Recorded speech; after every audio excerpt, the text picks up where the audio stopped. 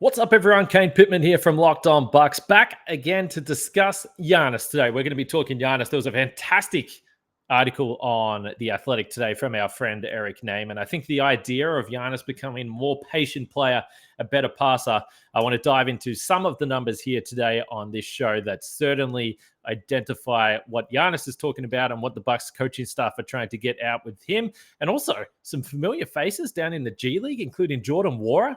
What went on down there? Let's get into it.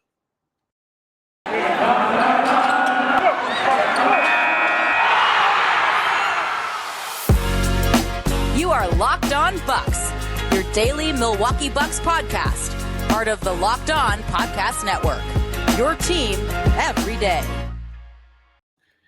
Welcome to Locked On Bucks. I'm your host, Kane Pittman. You can see me and hear me daily on this show and also find my work over at ESPN Australia. Solo pod today that is brought to you by Truebill. Truebill is a new app that saves you money by helping you identify and stop paying for the subscriptions you don't want or need, and can even negotiate better deals than those ones you want to keep. But speaking of subscriptions that you want to keep, you definitely want to be keeping your subscription to Locked On Bucks, which, by the way, is free. So if you haven't done it and you're watching this video, you should probably go ahead and hit subscribe, either here on YouTube, help us out, or wherever you get your podcast. We did get a bunch of new subscriptions overnight. That's because we had the DeMarcus Cousins episode yesterday. We broke down the move with DeMarcus Cousins moving to the Bucks.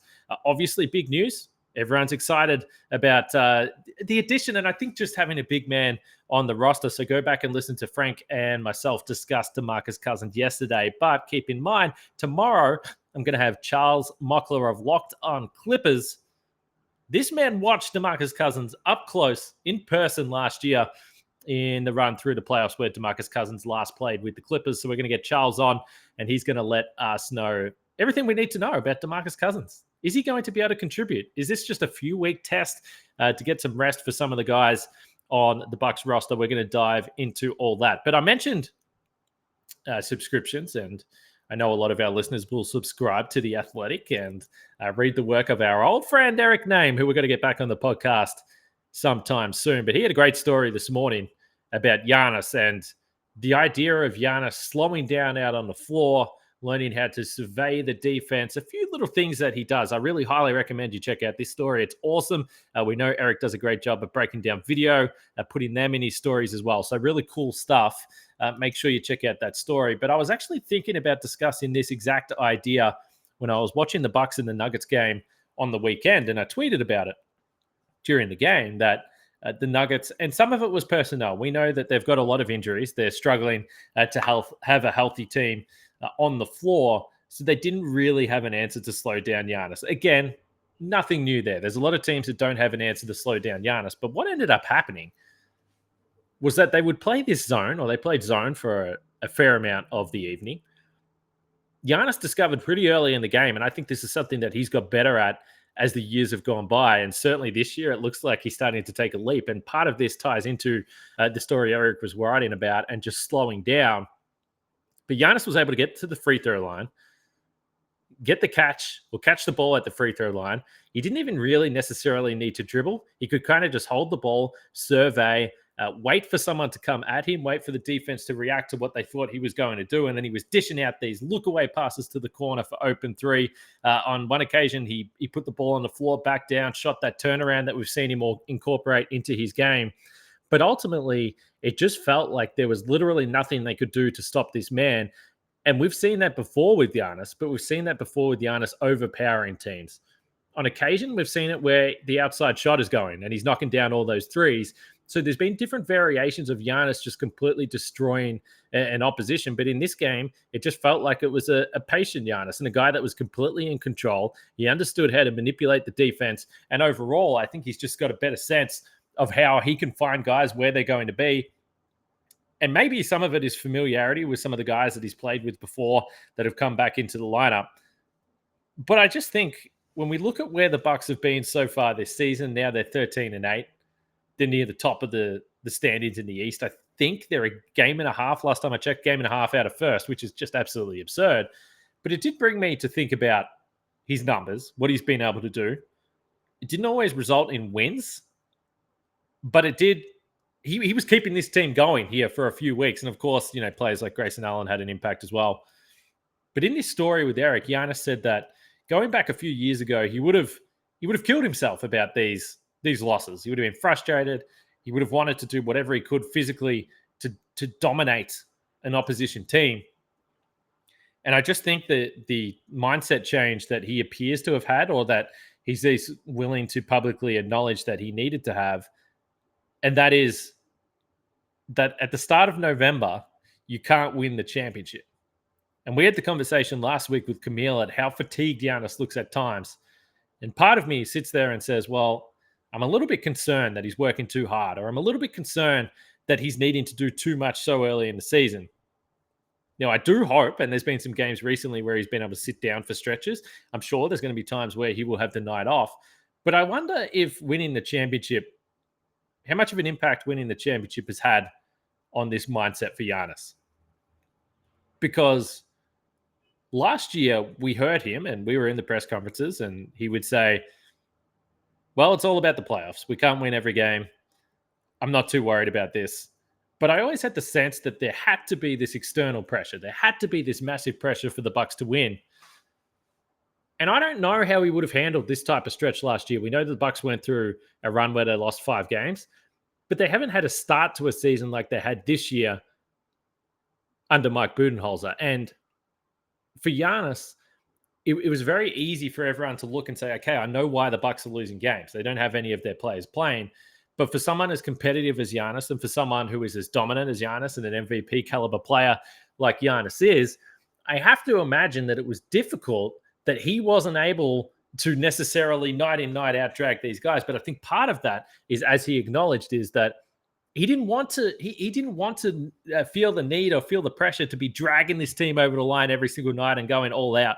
Now, I would argue he looks like he's going all out, but I think these little tweaks in his game where he has become more patient, where he won't just physically try and overwhelm teams at night in and night out, his ability to experiment during games, work on the jump shot. Yes, again, we've discussed what is the value of working on that jump shot. I'm not sure. I'm not sure if it's something that he definitively needs and desperately needs in his game to go to some sort of next level. I don't think that's the case.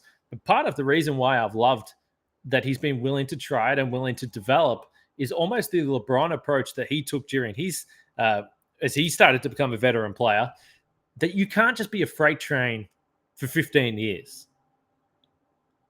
It's just too hard to do.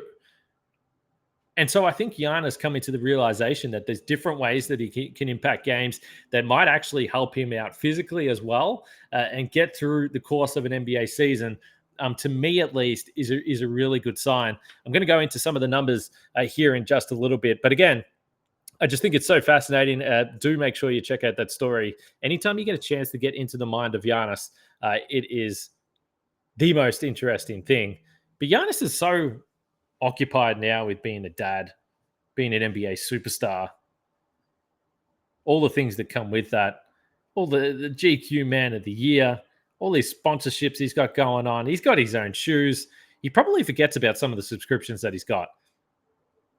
If he even has any. I mean, do you remember the time when he was asking for someone on Twitter if they had a Netflix password or something like that so he could watch Game of Thrones? Maybe he doesn't have any subscriptions, but if you do, you're likely like me and you forgot about them. So Truebill is a new app that helps you identify and stop paying for subscriptions you don't need, want, or simply forgot about. On average, people save up to $720 a year with Truebill because companies make subscriptions hard to cancel. Truebill makes it incredibly simple. Just link your accounts and Truebill will cancel your unwanted subscriptions in one tap. And your Truebill concierge is there when you need them to cancel unwanted subscriptions so you don't have to. Don't fall for subscription scams. Start canceling today at truebill.com/lockedonnba. Go right now. That's truebill.com/lockedonnba. You could save you thousands a year, so it's certainly worth it. Truebill.com/lockedonnba. As I mentioned right off the top, we thank you for making Locked On Bucks your first listen of every day. We really appreciate it. Like I said yesterday, the DeMarcus Cousins video did very well on YouTube. We're still trying to build this channel up, so make sure you give us a subscription there. We really appreciate it. But if you're done with the Locked On Bucks, you can go across to Locked On Packers. Our friend Peter Bukowski breaking down all things Green Bay Packers as they make their run to the NFL postseason. Long NFL season. But anyway, They're on the road, so get that there. Speaking of being on the road, is Giannis on the road to an MVP season? I think it's an interesting question because if the season ended right now, there's no doubt about it. There's no question. The MVP would be Steph Curry. The Warriors are a ridiculous 18-2. But would Giannis be the second name on the list? Maybe Kevin Durant. Kevin Durant's been awesome, and he has to carry James Harden every single night, so that's a difficult challenge. Although he does have the great Aussie Patty Mills on his team, which is certainly a bonus. But I think Giannis, particularly with the Bucks now winning games, that record is starting to be boosted. I think he's got to be maybe on that second tier, perhaps tied with Kevin Durant, even though the efficiency numbers for Kevin Durant are absolutely out of this world. But right now, Giannis is averaging 27 points per game, which is third, by the way, which is kind of absurd. Remember last season at the start of the year, we've discussed the fact that offenses are down, but when there was just that completely outrageous start to the season offensively, I feel like 27 points per game wouldn't have even had you in the top 10 for stretches last year. Of course, I could be making that up. So third in points at 27 points per game, sixth in rebounds at 11.8, and just a lowly 24th in assists. It's embarrassing. 5.9. And ninth in blocks at 1.8 per game. So just simply dominant numbers. I mean, if you've got a guy that's getting you 27, 12, and 6 with a couple of blocks per game, that's MVP stuff. I do wonder, and this is obviously the case, this has happened before. It's definitely happened with LeBron. It probably happened with Steph, although he was playing with KD, so maybe that was the real reason why. But once you win a couple of MVPs, it's so difficult to get back into the conversation. But Giannis is going to have MVP-type numbers. You might need the Warriors to slow down a little bit if you want him to win it.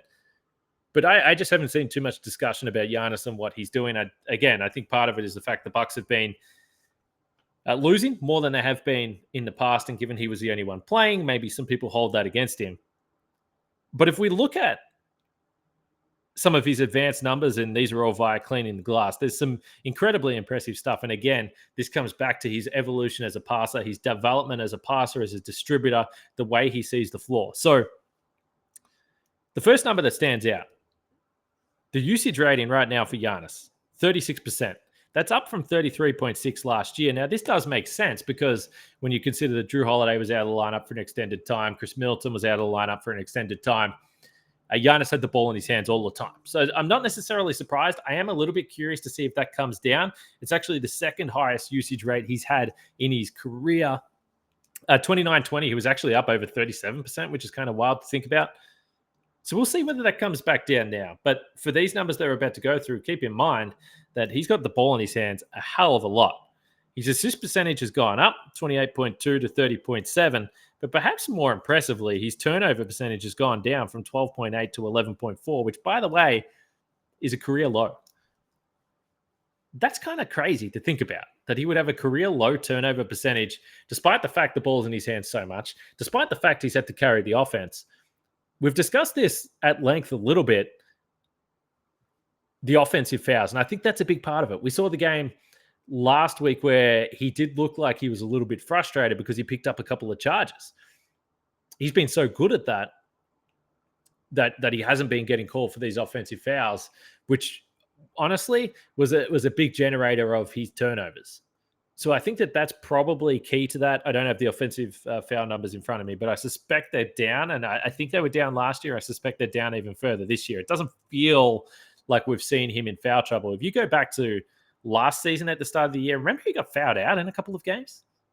And it was, and a lot, probably 4 of them were offensive fouls. I feel like we had the conversation on the podcast multiple times about Bud and his challenges, because we're like, can we challenge some of these charge calls? Because Giannis is going to get fouled out every single night. Hasn't really been a concern. Now that I've said that, I've probably just jinxed him there. But just identifying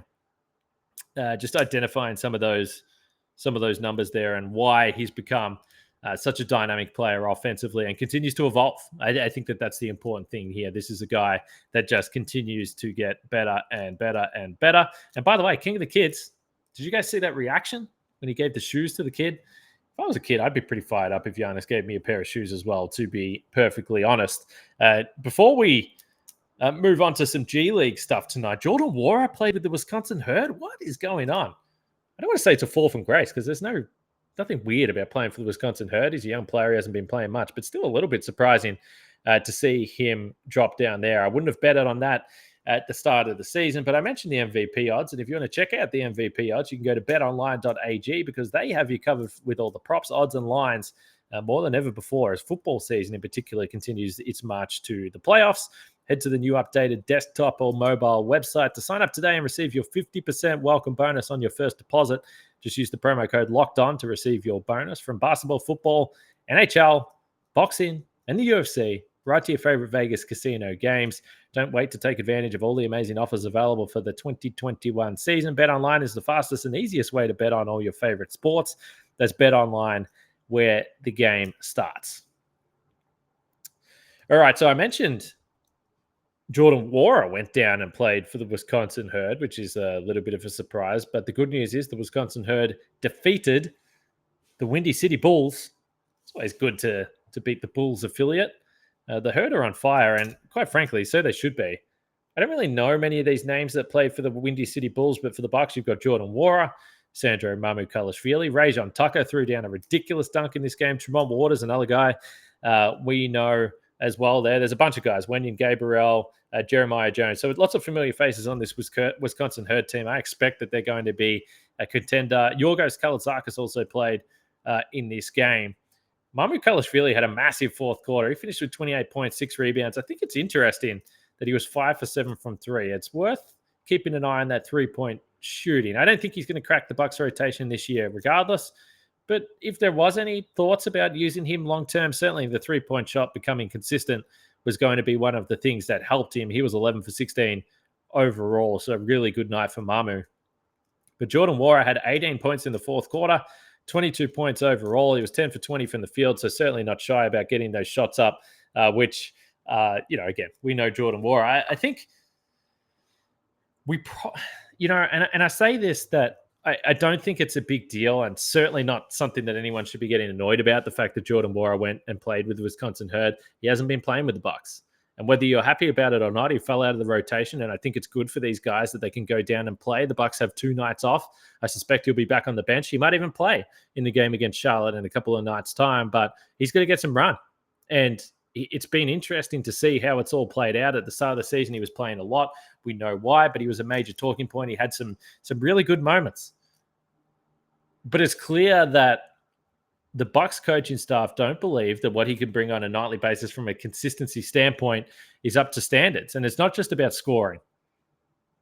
But at times he's felt a little bit lost in terms of, okay, well, if I'm not out there being that explosive scorer, how else do I impact the game? And I think that that's the big question for Jordan Nwora. And that's why potentially he can go down there, and I think it's good for him to get run with the Herd. But it's hard for me to imagine that that's going to help him crack back into the rotation, because he's going to go down and he's going to be a featured scorer. So I guess that's the question I have in my head. You guys can let me know what you think about Jordan Nwora. I know that he has been a popular member of the Bucks, and Bucks Twitter have certainly wanted to see him succeed. I had him down as an X factor prior to the season. Could he crack into this rotation? We'll see. But to this point, I've got him on the outside looking in on that 9-man rotation. That looks really, really strong, really positive. So we'll see what happens with Jordan Nwora, but it's at least noteworthy. He went down there, got some points on the board in the fourth quarter, and helped that team to a win. I mentioned DeMarcus Cousins. Again, if you missed the podcast yesterday, go back and check it out. We spoke about him in detail. Tomorrow, a crossover pod with Locked On Clippers. We'll find out more about DeMarcus Cousins. So if you have any questions for Charles Mockler, please hit me up on Twitter at Kane Pittman. You can see it there on the screen if you're watching on YouTube, or in the YouTube comments. Let me know. Let me know if you got any questions about Boogie Cousins, and we'll ask Charles about them tomorrow. Rare 2 days off. It's kind of weird to do this podcast, and there's no game tomorrow. They've been playing every other day for a while. Further programming details, Lisa Byington's coming on the show. That's going to be fun. First time we get to catch up with Lisa. She's been on the road. It's been a busy schedule, but I'm going to record that one, a special podcast on the weekend with Lisa Byington, which is going to be a lot of fun. Again, let me know if you've got any questions there for Lisa. But the Bucks and the Hornets still, as I mentioned, 2 days away. So just a quick little pod today, just a quick one. I wanted to discuss Giannis. Sometimes you just have to come back, have these podcasts, and really appreciate what this man is doing out on the floor, because somehow it still is kind of under the radar. it feels impossible that it could be under the radar, but has kind of been sliding that way. Also, make sure you check out the Locked On Bets podcast with your boy Q, and handicapping expert Lee Sterling is free and available on all platforms. But for right now, we'll leave it there. Like I said, a short little solo podcast today, but please let us know what you're seeing from Giannis this year, piecing together another incredible season. And until then, we'll be back tomorrow with the Crossover podcast. That's all for me, Kane Pittman. We'll see you guys tomorrow.